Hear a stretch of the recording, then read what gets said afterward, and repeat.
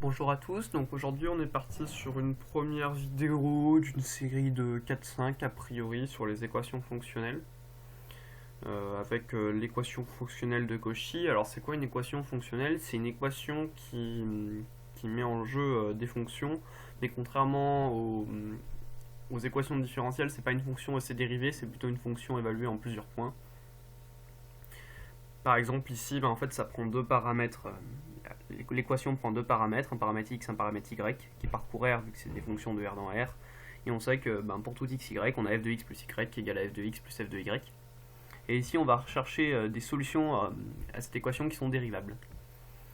Donc si vous vous sentez, vous pouvez essayer de résoudre tout seul l'équation sans faire les questions les unes après les autres en fait, juste en essayant de résoudre l'équation comme ça.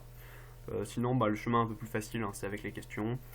Et on est parti pour résoudre cette équation, du coup ça s'appelle l'équation de Cauchy. Donc la première question c'est de déterminer f de 0. Si on veut avoir f de 0, l'idée ça serait d'avoir 0 là, 0 ici, 0 ici.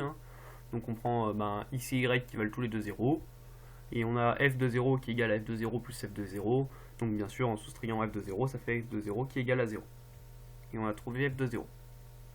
Ensuite on cherche à montrer que f' est constante.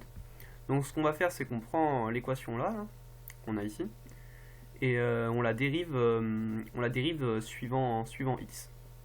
Donc quand on dérive du coup en fonction de x, y on considère que c'est une constante en fait qui est fixée. C'est un peu des dérivés partiels, mais bon on peut appeler ça dérivée tout court, ça marche aussi. Et du coup on a que f' évalué en x plus y, c'est égal à f' de x. Oui, parce que f de x, si la fonction qui a x associe f de x plus y, quand on la dérive, ça fait f' de x plus y. Là, du coup, f de x, on dérive f' de x. Et f de y, c'est une constante, donc quand on dérive en fonction de x, ça fait 0. Et du coup, on a f' de x plus y qui est égal à f' de x pour tout x. Pour tout y d'ailleurs. Et en prenant x égale 0, ce que ça nous donne, c'est f' de y qui est égal à f' de 0. Et ce pour tout y. Ainsi, du coup, f', la dérivée de f, est constante. Ensuite, la troisième question, c'est en déduire les solutions à partir de ce qu'on a fait. Donc, on avait f' qui est égal à f' de 0. Donc, on intègre, en primitive plutôt. Et du coup, f de x, c'est f' de 0 fois x. Oui, parce qu'une dérivée constante, quand on l'intègre, ça fait une fonction linéaire. Affine en fait, plus un k. Avec le k qui appartient à R. Et comme on a f de 0 qui est égal à 0, on trouve k égale 0. Et du coup, notre fonction, c'est f de x égale f' de 0 x. Sachant qu'on constate que n'importe quelle fonction de la forme de f de x égale à x, c'est bien solution. Ça, on peut le vérifier.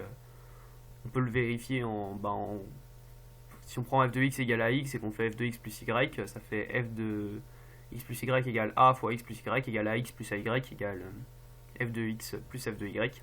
Donc c'est bien solution. Et du coup, vu que ces fonctions de la forme f de x égale à x, avec a égale f' de 0 sont solutions, les fonctions solutions sont donc les fonctions linéaires. Donc voilà pour cette première vidéo, on a vu une équation fonctionnelle avec pour inconnu une fonction dérivable. Je l'ai appelée équation fonctionnelle de Cauchy numéro 1 en fait, pas parce qu'il y a plusieurs équations fonctionnelles de Cauchy, quoique ça se discute parce qu'en fait des fois on dit que celle-là c'est l'équation fonctionnelle de Cauchy additive quand c'est un plus. Par exemple si on remplace par des fois c'est l'équation fonctionnelle de Cauchy multiplicative. Mais bon, généralement c'est celle-là qu'on appelle l'équation fonctionnelle de Cauchy. Mais en fait si je l'appelais 1 c'est parce qu'on va la refaire une deuxième fois. On va faire la vidéo numéro 2. Sauf que cette fois-ci, au lieu de prendre une fonction dérivable comme inconnue, on prendra une fonction continue. Et on va trouver des solutions qui sont très similaires, parce qu'en particulier, les solutions continues sont forcément des solutions dérivables. Mais on va voir que c'est beaucoup plus difficile, parce qu'on ne peut pas mettre en place cette équation différentielle qu'on sait sympathiquement résoudre. Donc voilà, ici s'achève cette vidéo, et puis à une prochaine pour la deuxième vidéo sur l'équation fonctionnelle de Cauchy.